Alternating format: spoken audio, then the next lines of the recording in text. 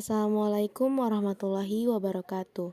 Saya Sophia Mutiarani dari jurusan Pendidikan Guru Madrasah Ibtidaiyah dengan NIM 2112400028 yang akan membahas mengenai hakikat kurikulum, hakikat pengembangan kurikulum, dan pembelajaran abad ke-21. Pembahasan yang pertama ialah mengenai pengertian dan pengembangan kurikulum. Apa sih yang dimaksud dengan kurikulum? Kurikulum adalah keseluruhan program fasilitas dan kegiatan suatu lembaga pendidikan atau pelatihan untuk mewujudkan visi dan misi lembaganya. Oleh karena itu, pelaksanaan kurikulum untuk menunjang keberhasilan sebuah lembaga pendidikan harus ditunjang. Tetapi, S. Nasution berpendapat kurikulum merupakan suatu rencana yang disusun untuk melancarkan proses belajar mengajar di bawah bimbingan dan tanggung jawab sekolah atau lembaga pendidikan beserta staf pengajaran. Selain itu, Nasution pun juga menjelaskan bahwa sejumlah ahli teori berpendapat bahwa kurikulum bukan hanya meliputi semua kegiatan yang direncanakan, melainkan peristiwa-peristiwa yang terjadi di bawah pengawasan sekolah. Sementara itu, apa sih yang dimaksud dengan pengembangan kurikulum?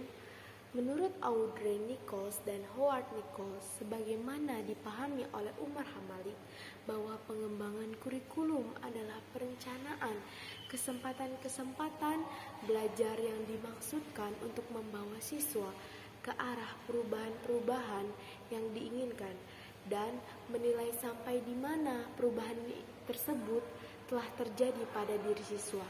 Selain itu, fungsi dasar atau landasan pengembangan kurikulum adalah seperti fondasi sebuah gedung. Fondasi gedung yang menjulang tinggi berdiri di atas fondasi yang rapuh tentu tidak akan bertahan lama. Maka dari itu, sebelum sebuah gedung dibangun, terlebih dahulu dibangun sebuah fondasi yang kokoh. Semakin kokoh fondasi tersebut, maka akan semakin kokoh pula gedung tersebut. Fondasi bangunan yang diibaratkan pada uraian di sini adalah dasar atau landasan dalam merancang sebuah kurikulum. Jadi, berkualitasnya atau tidaknya kurikulum yang dirancang sangat ditentukan oleh dasar pengembangan kurikulum yang kuat. Pembahasan yang selanjutnya ialah mengenai peran dan fungsi kurikulum, pengembangan kurikulum, serta pembelajaran abad yang ke-21. Pada dasarnya, kurikulum berfungsi sebagai pedoman atau acuan bagi guru. Kurikulum berfungsi sebagai pedoman dalam melaksanakan proses pembelajaran. Bagi kepala sekolah atau pengawas, kurikulum berfungsi sebagai pedoman dalam melaksanakan supervisi atau pengawasan. Bagi orang tua, kurikulum berfungsi sebagai pedoman dalam membimbing anaknya belajar di rumah. Bagi masyarakat, kurikulum berfungsi sebagai pedoman untuk memberikan bantuan bagi terselenggaranya proses pendidikan di sekolah. Sedangkan bagi siswa, kurikulum berfungsi sebagai kegiatan belajar. Selain itu, kurikulum juga mempunyai fungsi lainnya. Yang pertama, fungsi penyesuaian. Fungsi penyesuaian ini mengandung makna bahwa kurikulum sebagai alat pendidikan harus mampu mengarahkan siswanya agar memiliki sifat yang well adjust, yaitu menyesuaikan dirinya terhadap lingkungan, baik lingkungan fisik maupun lingkungan sosial. Yang kedua, fungsi integrasi. Fungsi integrasi mengandung makna bahwa kurikulum sebagai alat pendidikan harus mampu menghasilkan pribadi-pribadi yang utuh. Siswa pada dasarnya merupakan anggota dan bagian integral masyarakat ke jenjang yang lebih tinggi. Yang ketiga, fungsi diferensiasi mengandung makna bahwa kurikulum sebagai alat pendidikan harus mampu memberikan layanan terhadap perbedaan individu siswa. Setiap siswa memiliki perbedaan, baik dari aspek fisik maupun aspek psikis. Yang keempat, fungsi persiapan mengandung makna bahwa kurikulum sebagai alat pendidikan harus mampu mempersiapkan siswa melanjutkan studi ke jenjang pendidikan yang lebih. Yang kelima, fungsi pemilihan. Fungsi pemilihan ini mengandung makna bahwa kurikulum sebagai alat pendidikan harus mampu memberikan kesempatan pada siswa untuk memilih program-program belajar yang sesuai dengan kemampuan dan minatnya. Yang keenam, fungsi diagnostik. Fungsi diagnostik ini mengandung makna bahwa kurikulum sebagai alat pendidikan harus mampu membantu dan mengarahkan siswa untuk dapat memahami dan menerima potensi dan kelemahan yang ada pada dirinya. Apa saja sih peranan dari kurikulum itu sendiri? Kurikulum dalam pendidikan formal di sekolah atau madrasah memiliki peranan yang sangat strategis dan menentukan pencapaian tujuan pendidikan. Terdapat 3 peranan yang dinilai sangat penting, yaitu pertama, peranan konservatif. Peranan ini menekankan bahwa kurikulum dapat dijadikan sebagai sarana untuk mentransmisikan nilai-nilai warisan budaya yang dianggap masih relevan dengan masa kini kepada generasi muda. Yang kedua, peranan kreatif. Peranan ini menekankan bahwa kurikulum harus mampu mengembangkan sesuatu yang baru sesuai dengan perkembangan yang terjadi dan kebutuhan-kebutuhan masyarakat pada masa sekarang dan masa yang mendatang. Yang ketiga ialah peranan kritis dan evaluatif. Peranan ini dilatar belakangi oleh adanya kenyataan bahwa nilai-nilai dan budaya yang hidup dalam masyarakat senantiasa mengalami perubahan, sehingga pewarisan nilai-nilai dan budaya masa lalu kepada siswa perlu disesuaikan dengan kondisi yang terjadi pada masa sekarang. Pembahasan yang selanjutnya ialah mengenai kurikulum ideal dan aktual. Apa sih yang dimaksud dengan kurikulum ideal? Kurikulum ideal sering juga disebut dengan curriculum plan atau kurikulum dokumen yang dijadikan sebagai pedoman di dalam penyelenggaraan pendidikan. Hal ini sebagaimana definisi dari BEAUKAM dalam Sukma Dinata yang menyebutkan bahwa a curriculum is a written document which may contain many ingredients but basically it is a plan for the education of pupil during their enrollment in given school. Maksud dari pernyataan tersebut ialah kurikulum merupakan dokumen tertulis yang mungkin mengandung banyak bahan, namun pada dasarnya itu adalah rencana pendidikan selama pendaftaran mereka di dalam sekolah tertentu. Dapat kita simpulkan bahwa bentuk dari kurikulum ideal ini biasanya berbentuk dokumen yang berupa dokumen kurikulum induk, silabus, dan rencana pelaksanaan pembelajaran atau biasa kita sebut dengan RPP. Selanjutnya kita akan membahas mengenai kurikulum aktual. Kurikulum aktual merupakan sebuah proses pembelajaran antara guru dan siswa yang terjadi di dalam kelas sesuai dengan rencana yang telah dibuat. Biasanya bentuk dari proses ini berupa penerapan strategi-strategi dan media pembelajaran. Dalam kaitannya dengan kurikulum implementation atau kurikulum aktual ini, Jordan berpendapat bahwa ada 2 level implementasi kurikulum, yaitu level implementasi makro dan level implementasi mikro. Apa sih yang dimaksud dengan implementasi makro? Implementasi makro merupakan interaksi antara pengembangan atau otoritas kurikulum yang ditunjuk oleh pemerintah dengan praktik di mana kurikulum diterapkan dalam upaya mensukseskan penerapan kebijakan kurikulum yang telah dibuat. Adapun maksud dari implementasi mikro adalah terjadinya proses pelaksanaan rencana atau silabus yang dibuat oleh pengembang di dalam sekolah atau ruang kelas. Pembahasan yang selanjutnya ialah hidden curriculum atau kurikulum tersembunyi.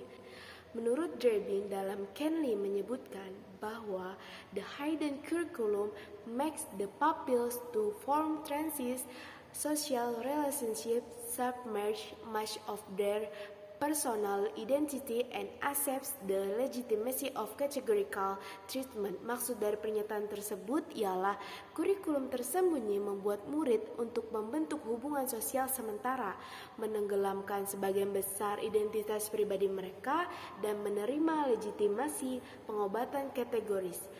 Martin dalam Kenley juga berpendapat bahwa hidden curriculum can be found in the social structure of the classroom.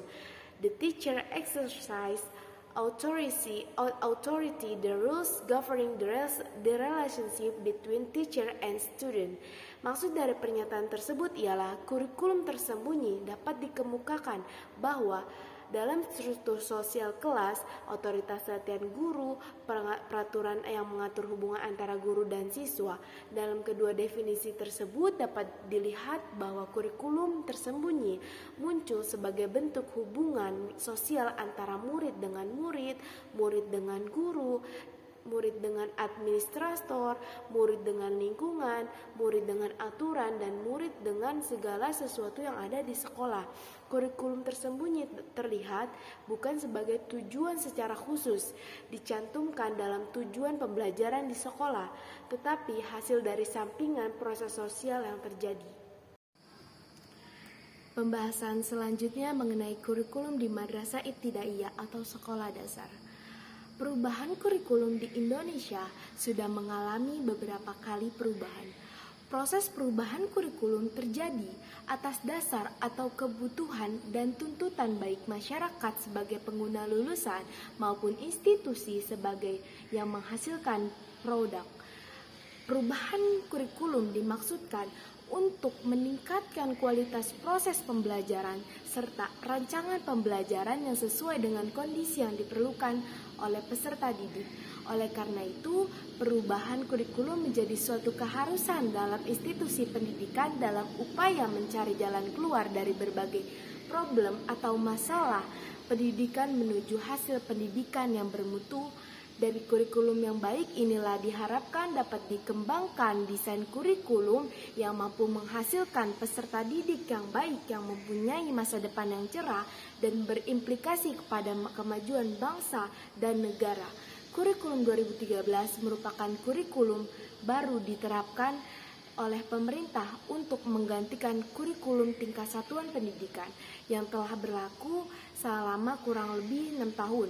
Pergantian kurikulum merupakan suatu hal yang wajar terjadi dalam dunia pendidikan.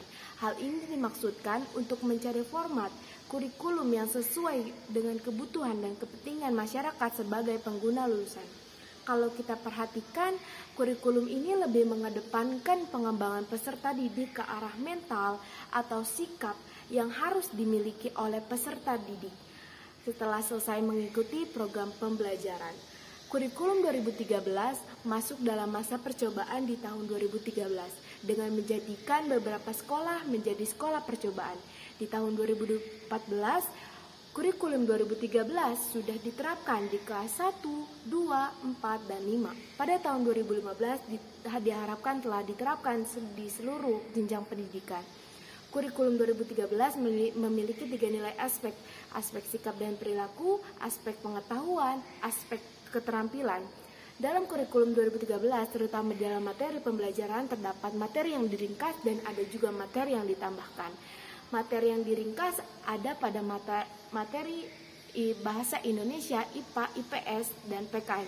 Sedangkan materi yang ditambahkan adalah materi matematika. Materi pembelajaran tersebut, terutama matematika, disesuaikan dengan pembelajaran standar internasional sehingga pemerintah berharap dapat menyeimbangkan pendidikan di dalam negeri dengan pendidikan di luar negeri. Sedangkan pendekatan yang digunakan dalam proses pembelajaran kurikulum 2013 dalam jenjang SD atau MI adalah pembelajaran tematik. Pembelajaran tematik pada kurikulum 2013 merupakan pendekatan pembelajaran yang menjadi ciri-ciri dalam kurikulum ini. Pembelajaran tematik dimaksudkan adalah suatu kegiatan pembelajaran dengan mengintegrasikan materi beberapa mata pelajaran dalam satu tema atau topik pembahasan. Sutirjo dan Sri Istuti Mamik menyatakan bahwa pembelajaran tematik kurikulum 2013 merupakan satu usaha untuk mengintegrasikan pengetahuan, keterampilan, nilai atau sikap pembelajaran serta pemikiran yang kreatif dengan menggunakan tema. Dari pernyataan tersebut dapat ditegaskan bahwa pembelajaran tematik kurikulum 2013 dilakukan dengan maksud sebagai upaya untuk memperbaiki dan meningkatkan kualitas pendidikan, terutama untuk mengimbangi padatnya materi kurikulum. Di samping itu, pembelajaran tematik pada kurikulum 2013 akan memberi peluang pembelajaran terpadu yang lebih menekankan pada partisipasi atau keterlibatan siswa dalam belajar. Keterpaduan dalam pembelajaran ini dapat dilihat dari aspek atau proses waktu, aspek kurikulum, aspek kegiatan dalam belajar mengajar. Demikian video presentasi yang dapat saya sampaikan, kurang lebihnya mohon maaf. Karena saya juga masih dalam proses pembelajaran. Sekian dan terima kasih. Wassalamualaikum warahmatullahi wabarakatuh.